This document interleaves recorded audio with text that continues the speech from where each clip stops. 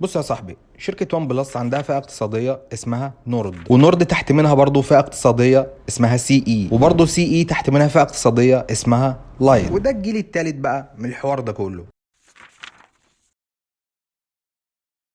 السلام عليكم ورحمة الله وبركاته، أهلا بيكم في فيديو جديد مع أخوكم محمد عمر. شركة وان بلس بقى يا جماعة بتنزل بهاتف مميز جدا في الفئة المتوسطة، وزي ما احنا عارفين وان بلس بتعمل هواتف من أفضل الهواتف الموجودة في عالم اندرويد. والهاتف اللي معانا النهارده هو الوان بلس نورد سي اي 3 لايت، اسم طويل جدا طبعا. ومن غير كلام كتير بقى تعالوا نخش في تفاصيل الهاتف كلها، وخلونا نبدا اول حاجه مع تصميم الهاتف. وقبل ما نبدا بقى يا جماعه ما تنساش تعمل لنا لايك وتعمل سبسكرايب وتعمل شير كمان للفيديو، عشان الحاجات دي كلها بتفرق معانا في انتشار المحتوى. مبدئيا كده السيم اللي عامل التصميم زيه زي هواتف اوبو ريلمي، ان احنا عارفين طبعا ان شركه وان بلس تابعه لبي بي كي، المجموعه اللي بتملك اوبو وان بلس وريلمي. فالتصميم هنا بتاع الهاتف واخد السيم بتاع الهواتف دي كلها زي ما احنا شايفين في الظهر، العدستين الواسعين دول وجنب منهم الفلاش او الرنجين دول، لان الرنج اللي تحت دي فيها عدستين مش عدسه واحده. وكان معتاد في هواتف وان بلس اللوجو في منتصف الهاتف، وطبعا الهاتف كله بالكامل جاي من البوليكربونات او البلاستيك. والمميز في التصميم هنا بقى هو مش شكل التصميم نفسه، ولكن الالوان الروشه الموجود بيها الهاتف ده. بالنسبه لتصميم الهاتف من الامام بقى، شاشه بتستحوذ على معظم الواجهه الاماميه للهاتف باستثناء الهول بانش،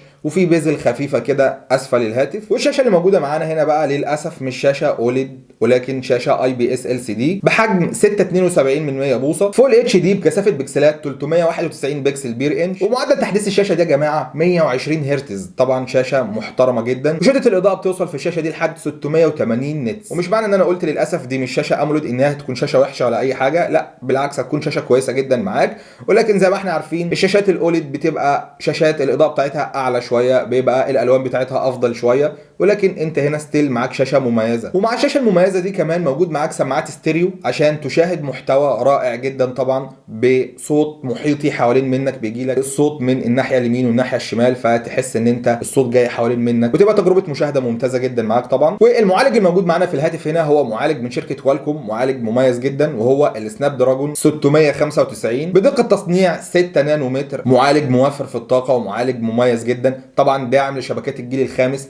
تقدر تركب في الهاتف هنا شريحتين 5G، لكن ما تقدرش تحط له كارت ميموري. والمعالج الرسومي الموجود في الهاتف هنا هو الادرينو 619، والمعالج ده معالج مميز جدا في الفئه المتوسطه، معالج هيقضي معاك الغرض كاملا، العاب وتصفح وكل حاجه، مفيش اي مشاكل في الهاتف ده. واللي بيخليه معالج سريع جدا معاك طبعا. الرامات المستخدمه في الهاتف هنا هي من نوع LDDR4X، والذاكره المستخدمه هنا هي من نوع UFS 2.2. والهاتف هنا بيجي بالسكن طبعا بتاعه وان بلس، وهو من افضل السكنات الموجوده على اندرويد، وهو الاكسجين OS 13.1 المبني على اندرويد 13. والهاتف هنا بيجي بنسختين، نسخه 128 جيجا او 256 جيجا مع 8 جيجا رامات. بالنسبه بقى للكاميرات بتاعت الهاتف هنا بيجي بكاميرا اماميه 16 ميجا بكسل بفتحه عدسه f2.4، بتصور 1080 بي 30 فريم في الثانيه. اما بقى بالنسبه للثلاث كاميرات الموجودين في الظهر، فالكاميرا الاساسيه هنا 108 ميجا بكسل، حاجه محترمه جدا طبعا، بفتحه عدسه واسعه جدا 1.7 بمستشعر من سامسونج HM6. والكاميرتين التانيين الاثنين زي بعض 2 ميجا بكسل، واحده للبورتريه وواحده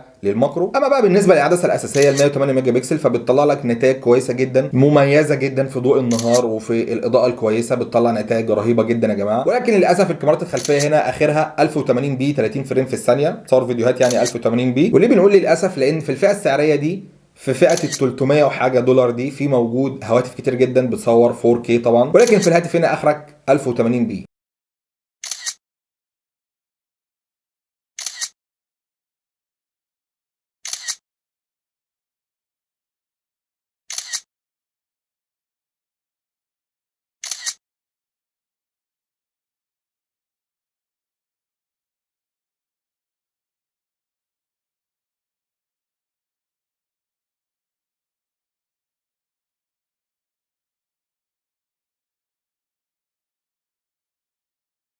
حبشتكنات الهاتف بقى هنا، الهاتف بيدعم فتحه سماعات 3.5 مللي، والهاتف هنا بيدعم ال NFC، وبصمه الهاتف هنا موجوده على زر الباور، بصمه سريعه جدا طبعا ومحترمه. وكمان تقدر طبعا تستخدم الفيس انلوك وانت بتانلوك الجهاز بتاعك. والهاتف هنا بيجي بلونين فقط، لون الرمادي والاصفر. طبعا اللون الاصفر الفاقع ده حاجه روشه جدا. بالنسبه لوزن الهاتف هنا 195 جرام. ومن الحاجات المميزه جدا في الهاتف ده يا جماعه هو البطاريه هنا 5000 ملي امبير، بتدعم الشحن السريع جدا 67 واط شاحن سريع جدا ومحترم عن طريق منفذ تايب سي. ونيجي لاخر حاجه بقى وهو تسعير الهاتف. تم تسعير الهاتف ده للنسخه القليله ال 128 جيجا مع ال 8 جيجا رامات في السوق الاوروبي بسعر 330 يورو، يعني حوالي 11000 جنيه. وبالنسبه للنسخه الاعلى منه اللي هي ال 256 جيجا مع ال 8 جيجا رامات دي ما تمش الاعلان عن السعر بتاعها، ومش عارف هتبقى متاح في السوق الاوروبي ولا لا، ولكن تم الاعلان عنها في السوق الهندي، ولكن مفيش سعر، ممكن يكون يزيد 30 يورو مثلا ولا حاجه. الهاتف ده هيكون متاح رسميا من يوم 25 ابريل. فبالنسبه للهاتف ده بقى اجمالا كده هاتف مميز جدا في الفئه السعريه اللي نازل فيها رينج ال 330 يورو او ال 11000 جنيه. هاتف مميز جدا، ولكن هتلاقي فيه اختيارات ممتازه جدا في الفئه السعريه اللي نازل فيها الهاتف ده، تقدر تختار وتقارن زي ما انت عايز.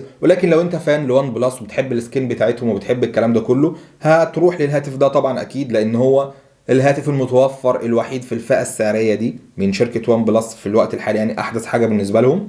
وهاتف مميز مش وحش، كل حاجه فيه تمام جدا وكويسه. ولكن لو بتدور بقى على حاجه مثلا فيها شاشه اموليد او فيها شاشه اوليد، فيها معالج مثلا مخصص للالعاب شويه، فيها حاجات تاني كده روشه ومطرقعه، ممكن برضو تدي بصه كده للفيديو اللي اتكلمنا فيه عن الهاتف الريدمي نوت 12 تيربو. هاتف في الفئه السعريه دي برضو، ولكن هاتف مميز جدا وجبار. فاختيارك للهاتف ده بقى يجي انت عايز ايه. وبس كده، دي كل حاجه عن الوان بلس نورد سي اي 3 لايت. لو عجبك الفيديو بقى ما تنساش تعمل لايك للفيديو، تعمل سبسكرايب للقناه، وتفعل زر الاشعارات عشان ما يفوتكش اي فيديوهات جديده على القناه ان شاء الله. سبحانك اللهم وبحمدك، اشهد ان لا اله الا انت، استغفرك واتوب اليك. من دلوقتي الفيديو الجاي في حفظ الله.